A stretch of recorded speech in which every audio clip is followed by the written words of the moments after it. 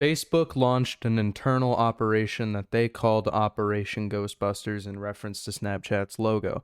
The entire point of this operation was to spy on millions of Americans. This isn't just your generic corporate espionage, this is an all out major crime of spying on Americans without their consent. A bunch of court documents got unsealed. They literally describe it in one of the emails as a man in the middle approach. It doesn't get more simplified than that. Literally in the emails, they call it what it is, a man in the middle attack. Now, if you didn't know, they updated Snapchat eventually to include a client-side kit that installed a root certificate on your system. Here's the crazy thing though. You may think it just spied on people using Snapchat on Snapchat. No, it spied on people using Snapchat on YouTube and Amazon as well.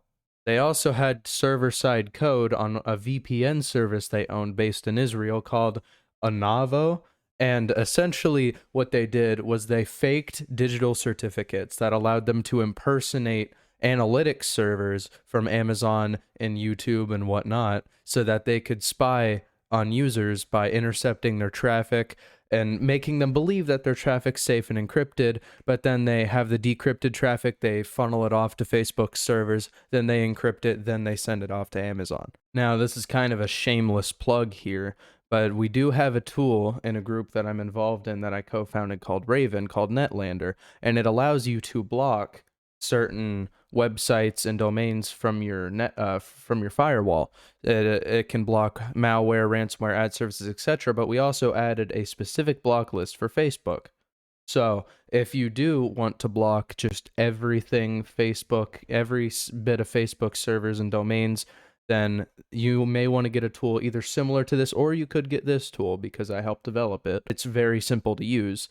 You just open it up, you click the checkbox Facebook, you download the block, you click the button to download the block list, it auto downloads, and then you just click up apply block list. You let it run for a bit while it blocks it, and then you're done. By the way, if you're using uBlock Origin, there is a block list for anti-Facebook, so there you go.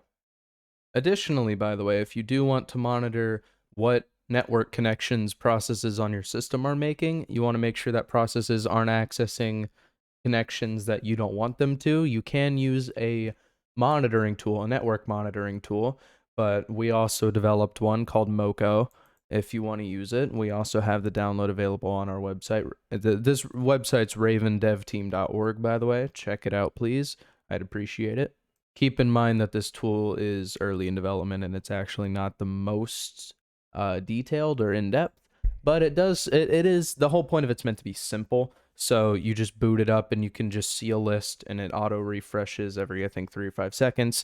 And then you can just see what connections are being made from what processes to what servers, whatnot.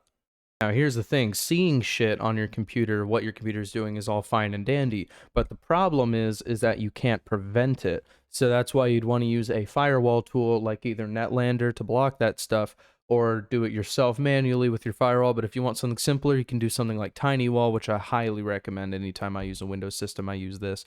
Basically, everything on your computer is not going to have internet access except for what you explicitly allow it and what to, if you want to get that detailed at least. So it's a very useful tool to prevent any kind of applications you're running from making unnecessary internet connections that you don't want it to.